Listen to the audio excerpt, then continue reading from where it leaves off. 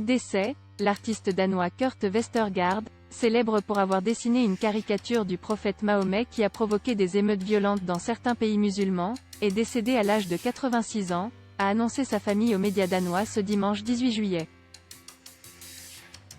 Westergaard est décédé dans son sommeil après une longue maladie, a déclaré sa famille au journal Berlingske.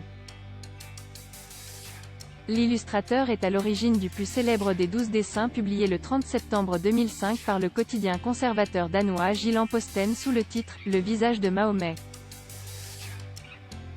Sa contribution montrait le prophète avec un turban en forme de bombe.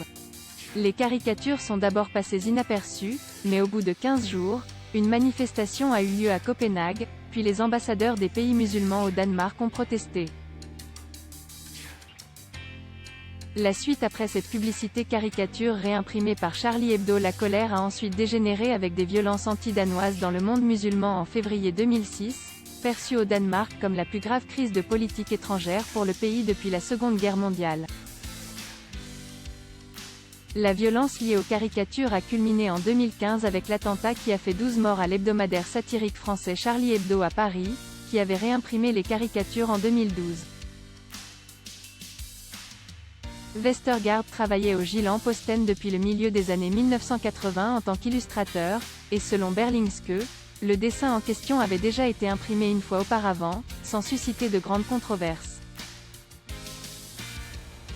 La suite après cette publicité durant les dernières années de sa vie, Kurt Westergaard, comme un certain nombre d'autres personnes associées aux caricatures, a dû vivre sous protection policière à une adresse secrète.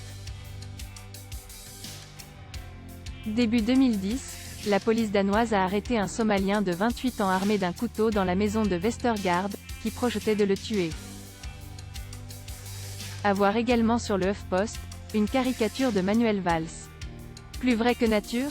Lire aussi, le logiciel israélien Pegasus utilisé pour espionner journalistes et militants du monde entier. Cette école est la première à prendre le nom de Samuel Paty.